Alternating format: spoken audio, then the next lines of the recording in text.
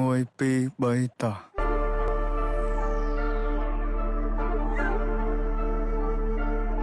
អញអត់ដឹងនិយាយមួយពួកឯងមិញពួកឯងឈួតអស់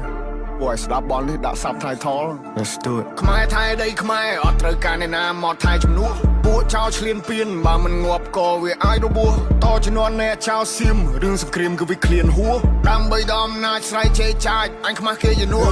អញទៅបើអញបាយតឯមួយថ្ងៃពួកអាចយ៉ាងไรអញទៅបើអញបាយនៅរស់អវជ័យពួកប្រែដល់លើដីទុកអញអ្នកកែកាយអញទៅបើអញបាយស្តែពួកថ្មិលបាញ់ជនស៊ីវិលចរិតពួកថៃអញទៅបើអញបាយធ្វើបាបពួកអញណាធ្វើបាបដល់ចាចាជាសាពួកនេះលេងនឹងអីបំពេញមានអំណាចលើទីហ៊ានពួកអននេះចេះតែមានលេងលខោឲ្យយើងមើលពួកអកក្រឹកចាំអញប្លង់ឲ្យកិច្ចពួកអននេះលេងល្បិចសុទ្ធពួកអកពើគិតថាមានតែឯងសេចដុំមកសំញ៉ៃពួកនេះអ្នកកំ នៅអាស៊ីគេមើលកូនខ្មែរយើងមូលមីចាប់ដៃសាមគ្គីដៃតពីដូនតាស្គូតណាចង់រស់រើមកមួយសងដកនៅសសសអត់មានអ្នកកងងាប់លើដីខ្មែរអត់មានអ្នកហែពួកអាបសអញមានឈាមខ្មែរដូនតាអញថែដល់ទីបញ្ចប់ពួកនេះលប់ឡាយមានសាសនាដែរតែធ្វើដោយលប់អោពិភពលោកជួយដឹងឮផងថាស្រុកខ្មែរបបាដែរមានចោលក្បាលលបងចោលមកលឺដែរសុំជួយចាប់ផងចេញដែនដីអញឯង not below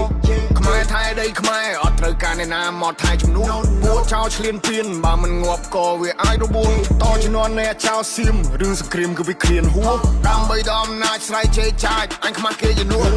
អញទៅបើអញបាយតឯមួយថ្ងៃពួកអាចយ៉ាងไรអញទៅបើអញបាយនៅរស់អវជ័យពួកប្រែដល់លើដីទុកអញអ្នកកែកាយអញទៅបើអញបាយស្តែពួកថ្មិលបាញ់ជនស៊ីវិលចរិតពួកថៃអញទៅបើអញបាយធ្វើបាបពួកអញណាធ្វើបាបដល់ចាចាជាសាពួកនេះលេងនឹងអីនេះហើយប្រទេសបងមានថាយើងមួយចំហៀងសុទ្ធតែអ្នកក្រនេះហើយប្រទេសបងមានមើលឃើញប្រាសាទគិតថាជាថ្មនេះហើយប្រទេសបងមានពេលយើងជួយសេដ្ឋកិច្ចគិតថាយើងពលករ